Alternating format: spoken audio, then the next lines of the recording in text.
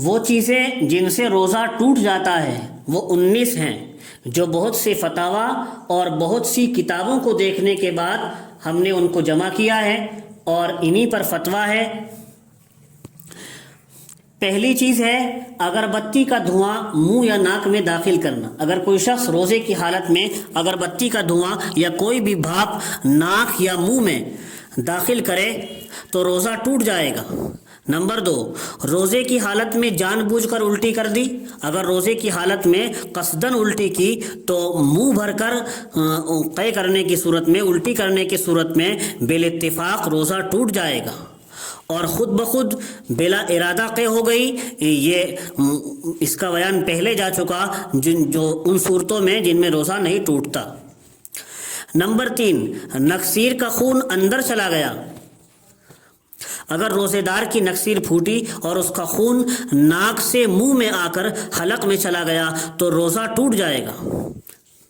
مسئلہ نمبر 4، روزے کی حالت میں منہ میں پان دبا کر سو گیا۔ روزے دار منہ میں پان دبا کر سو گیا اور اسی حالت میں صبح ہو گئی تو روزہ نہیں ہوا۔ پان دبا کر سو گیا تھا، اسی حالت میں صبح ہو گئی تو روزہ ہوا ہی نہیں، اس لیے کہ سوتے وقت پان کے اجزاء تھوک کے ساتھ پیٹ میں خود چلے گئے ہوں گے، لہٰذا بعد میں قضا روزہ رکھے، البتہ کفارہ واجب نہیں ہوگا۔ کیونکہ پان دبا کر سویا ہے، پان کے اجزاء تھوک کے ساتھ پیٹ میں جانے کا احتمال ہے، تو بعد میں قضا روزہ رکھے گا، یہ روزہ شمار نہ ہوگا۔ اگر منہ میں پان دبا کر سو گیا تھا روزے کی حالت میں، البتہ کفارہ واجب نہیں ہوگا، ہاں قضا رکھنی ہوگی۔ نمبر 5، کلی کرتے وقت بلا اختیار حلق میں پانی چلا گیا۔ کلی کرتے وقت حلق میں بلا اختیار پانی چلا گیا۔ اب اگر اس کو روزہ یاد تھا تو روزہ جاتا رہا، قضا واجب ہے، کفارہ واجب نہیں۔ اگر روزہ یاد تھا تو روزہ جاتا رہا، قضا واجب ہوگی، کفارہ واجب نہیں۔ اگر روزہ اس وقت یاد ہی نہیں تھا جس وقت حلق میں بلا اختیار پانی چلا گیا ہے، تو ایسی حالت میں پانی منہ میں لے لیا تو روزہ نہیں ٹوٹا۔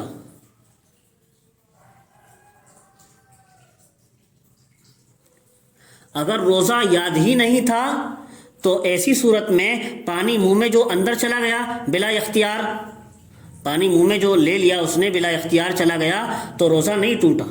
بس خلاصہ مسئلے کا یہ ہے، کلی کرتے وقت حلق میں بلا اختیار پانی چلا گیا۔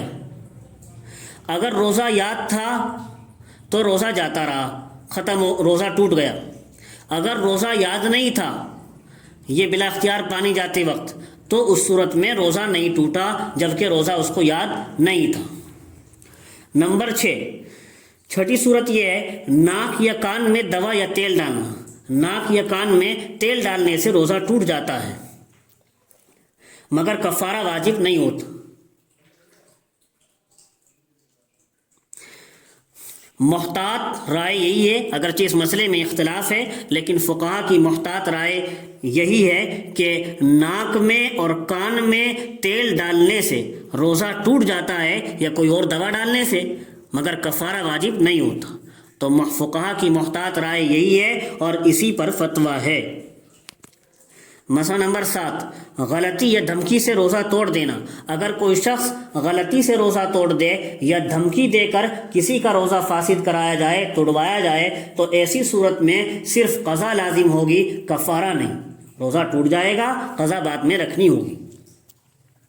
مسئلہ نمبر 8، مٹی یا پتھر کی کنکری نگلنا۔ پتھر کی کنکری یا بے فائدہ مٹی یا گھاس پھوس یا کاغذ کھانے سے بھی روزہ ٹوٹ جاتا ہے، مگر صرف قضا لازم ہوگی۔ ان صورت میں بھی روزہ ٹوٹ جائے گا۔ پتھر کی ککری یا مٹی کا ٹکڑا یا گھاس پھوس یا کاغذ کھا لیا کسی نے، اس صورت میں بھی روزہ ٹوٹ جائے گا۔ مسئلہ نمبر 9، مسوڑوں کے خون کا پیٹ میں چلا جانا۔ مسوڑوں کا خون اگر اتنا زیادہ تھا کہ وہ تھوک پر غالب آ جائے، مسوڑوں کا خون تھوک پر غالب آ جائے، اس کا مطلب یہ ہے خون زیادہ ہو تھوک کم ہو، تھوک پر جبھی غالب آئے گا خون،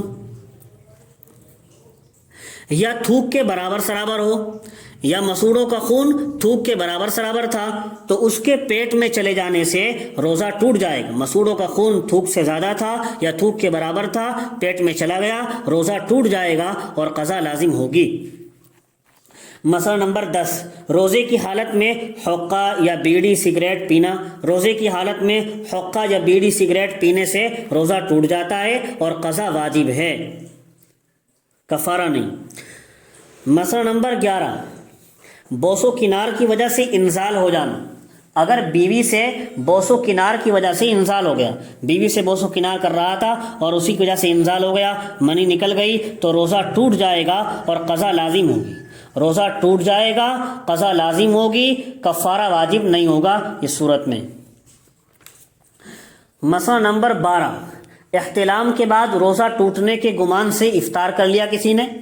احتلام سے روزہ نہیں ٹوٹتا، سوتے میں اگر منی نکل جائے، لیکن اگر کسی نے غلطی سے یہ سمجھ کر کہ احتلام کی وجہ سے تو میرا روزہ جاتا رہا، غلطی سے اس نے یہ سمجھا اور پھر روزے کو توڑ لیا، خود افطار کر لیا، تو کفارہ تو واجب نہیں ہوگا لیکن قضا لازم ہوگی۔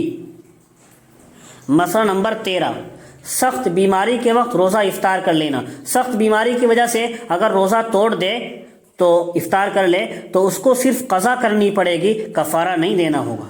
مسئلہ نمبر 14، قصدن روزہ توڑ دیا جان بوجھ کر، پھر اسی دن بیمار ہو گیا، ایسی صورت اگر پیش آ گئی، اگر کسی نے جان بوجھ کر روزہ توڑ دیا پھر بیمار بھی ہو گیا اسی دن، یا عورت کو حیض آ گیا، عورت نے روزہ توڑا تھا جان بوجھ کر، اسی دن MC بھی شروع ہو گئے، تو قضا لازم ہوگی، کفارہ ساقط ہو جائے گا، کیونکہ مرد ہے بیمار ہو گیا، عورت ہے MC شروع ہو گئے، تو یہ ان وجہ سے کفارہ ساقط ہو جائے گا اور صرف قضا لازم ہوگی۔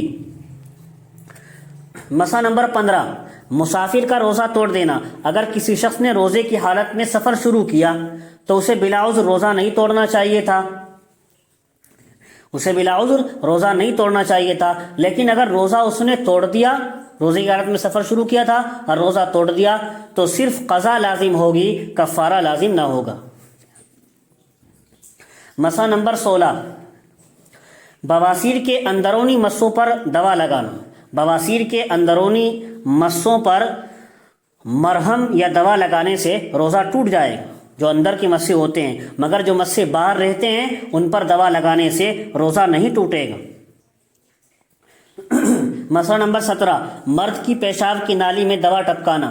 مرد کی پیشاب کی نالی میں اگر کوئی دوا ڈالی جائے اور وہ مثانے تک پہنچ جائے تو روزہ ٹوٹ جائے گا، اور اگر مثانے تک نہ پہنچے تو روزہ نہیں ٹوٹے گا۔ مسئلہ نمبر 18، عورت کی شرمگاہ میں دوا رکھنا۔ اگر کسی عورت کی شرمگاہ میں کوئی دوا ڈالی جائے یا وہ خود ڈالے تو فوراً اس کا روزہ ٹوٹ جائے گا، مسئلہ نمبر 19، ڈاکٹرنی کا عورت کی شرمگاہ میں ہاتھ داخل کرنا۔ اگر کسی مرض کی تشخیص کے لیے یا مدت وضع حمل کا اندازہ لگانے کے لیے لیڈی ڈاکٹر کسی عورت کی شرمگاہ میں ہاتھ ڈالے تو اس کی دو صورتیں ہوں گی، نمبر 1 سوکھا ہاتھ ڈالے، نمبر 2 گیلا ہاتھ ڈالے۔